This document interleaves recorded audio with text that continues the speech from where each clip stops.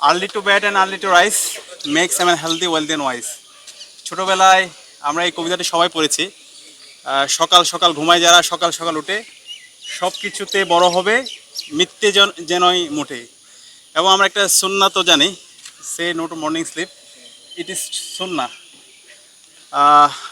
আমরা যদি শারীরিকভাবে সুস্থ থাকতে চাই এবং মানসিকভাবে প্রশান্ত থাকতে চাই এবং কনফিডেন্ট থাকতে চাই, আমাদেরকে অবশ্যই শারীরিক কসরত করতে হবে, ফিজিক্যাল এক্সারসাইজ করতে হবে। তো বিশ্ববিদ্যালয়ে আমরা যারা শিক্ষার্থীরা আছি, দেখা যায় বিভিন্ন ব্যস্ততার কারণে মোনালিসা হেভি ফ্লো 15 পিস প্যাকেটের সাথে 8 পিসের একটি প্যাকেট একদম ফ্রি।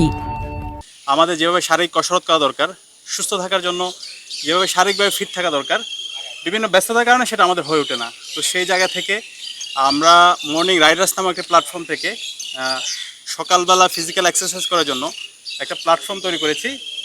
এই প্ল্যাটফর্মের উদ্যোগে আমাদের প্রতিদিন ঢাকা বিশ্ববিদ্যালয়ের মল চত্বরে সকালবেলা আমাদের ফিজিক্যাল এক্সারসাইজ হবে। এখানে আমরা আসবো, একসাথে ফিজিক্যাল এক্সারসাইজ করব। শারীরিকভাবে এবং মানসিকভাবে নিজেদেরকে ফিটনেস সমৃদ্ধ করার জন্য আমাদের এই আয়োজন চলতে থাকবে। এবং এই আয়োজন ফিজিক্যাল এক্সারসাইজ শেষে প্রতিদিন শিক্ষার্থীদের জন্য আমরা চেষ্টা করব তাদের সামান্য আপ্যায়ন করার ব্যবস্থা করার। তো আজকে থেকে আমাদের এই যাত্রা শুরু হয়েছে। আমরা স্বতঃস্ফূর্তভাবে শিক্ষার্থীদেরকে দেখতে পেয়েছি, তারা এসেছে এবং এটা উন্মুক্ত থাকবে, ছাত্র এবং ছাত্রী সবার জন্য উন্মুক্ত থাকবে। এবং আজকে আমাদের অনেক শিক্ষার্থীরা এসেছে, আমরা আশা করব প্রতিদিন এটা বাড়তে থাকবে। আজকে আমরা এখানে যারা এসেছি এখান থেকে যেন না কমে, এটা বাড়তে থাকবে এবং আমরা শারীরিকভাবে এবং মানসিকভাবে ফিট থাকার মাধ্যমে আমরা নিজেদেরকে আগামী জন্য প্রস্তুত করব। এবং আমরা দেখতে পাচ্ছি বর্তমানে যুব সমাজের বিভিন্নভাবে তাদের রোগ ব্যাধি বৃদ্ধি পাচ্ছে।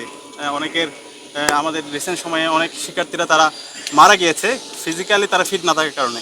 তো আমি ঢাকা বিশ্ববিদ্যালয় সহ বাংলাদেশের সকল বিশ্ববিদ্যালয় এবং সকল স্কুল কলেজ মাদ্রাসার শিক্ষার্থীদের অনুরোধ করব আমরা যেন শারীরিকভাবে এবং মানসিকভাবে ফিট থাকার জন্য রেগুলার ফিজিক্যাল এক্সারসাইজ করি।